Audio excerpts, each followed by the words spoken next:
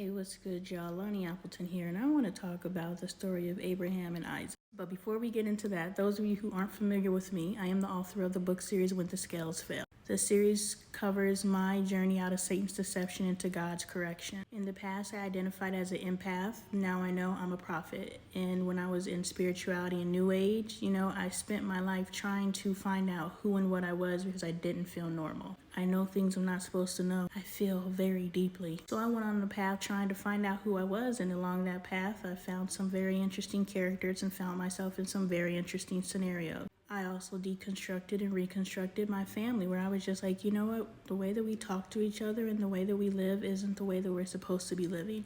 And so I started doing the work to correct it. All this is documented in my book series, When the Scales Fell. Ultimately, I found my way back to Christ, the Holy Spirit, and God. Now let's talk about God and Abraham. Maybe I'm reading this account of Abraham and Isaac, and I'm just like, first of all, that is a relationship with God that I believe potentially, I don't know everybody's experience, but that is an unheard of God relationship. What we do know is Abraham encountered God a couple times in the book of Genesis face to face. He either was physically present and having conversations and sharing meals with actual angels and God, or he was just talking directly to God. So that's a different kind of relationship than I'm aware of that any of us have, unless we have a vision or a NDE, near experience. So I can see, based on that understanding, like when God was like, yo, I need you to go and take your only son whom you love and go and sacrifice him for me.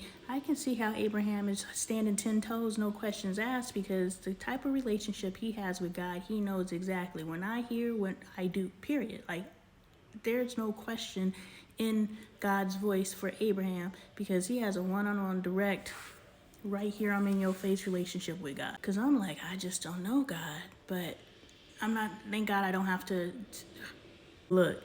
I'm questioning, but I don't want to Google. I'm learning how to trust my inner knowing with Holy Spirit.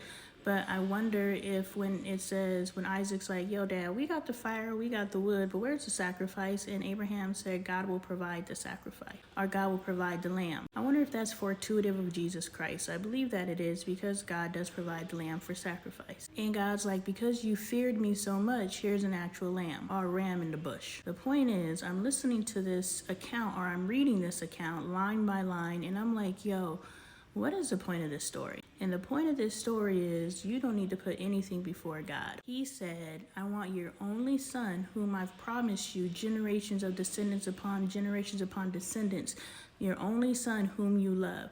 I want you to sacrifice that. What that is saying to us is we cannot place anything before God. I recently saw a podcast interview or some I don't know, it was some sort of audio where a woman was asked, would you put your children before God, or would you put God before your children? Y'all love Jesus more than y'all love your kids? Yes, absolutely. Of course. Do you love your kids? My daughter got this. Do you love your kids? Absolutely. That's wild. This is a true story. Listen to this. My daughter, we had a conversation, and I taught my kids, you love God more than you love me, your dad, anybody, even yourself.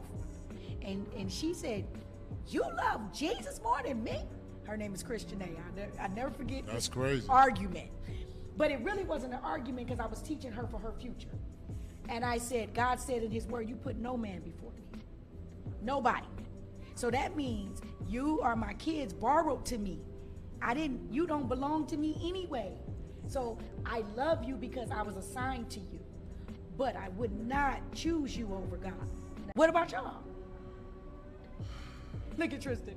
I'm not saying nothing. And you have to put God before your children, because if you don't put God before your children, you are making your children a false idol before God, and God will come for your children. God's going to come for your value system. When God went to bless Abraham, he blessed him with the one thing that he valued. He went before God and he was like, look, I'm gonna have to end up leaving my legacy to a servant in my household. Like, I don't have any descendants. And God was like, surely you won't have to leave your legacy to your, and I'm gonna give you a son. So his value system was his child. So when God came to test him and to see where his heart posture truly was, he went for his value system. So you have to make sure your value system is not your children, your husband, your spouse, but also pay attention to whatever your value system is, because when you actually submit your will to Christ and you come before him and you say, whatever you need, I'm here, I'm your vessel, or maybe just that's my prayer. But whenever you come before God and you say, okay, Father, I'm ready, he's going to come for your value system. But the beautiful thing is, after he showed and he proved himself to God, and he showed that he feared God and he trusted him enough that God will provide, which is where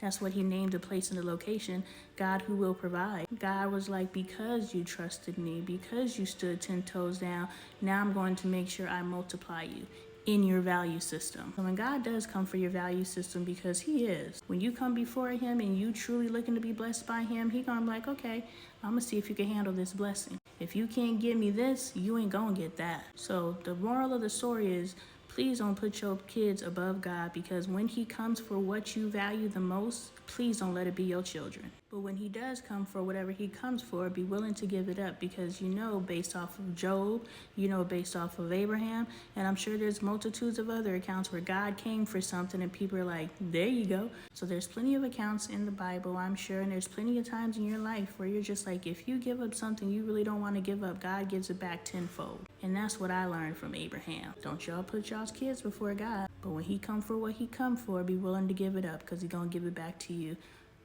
infinitely.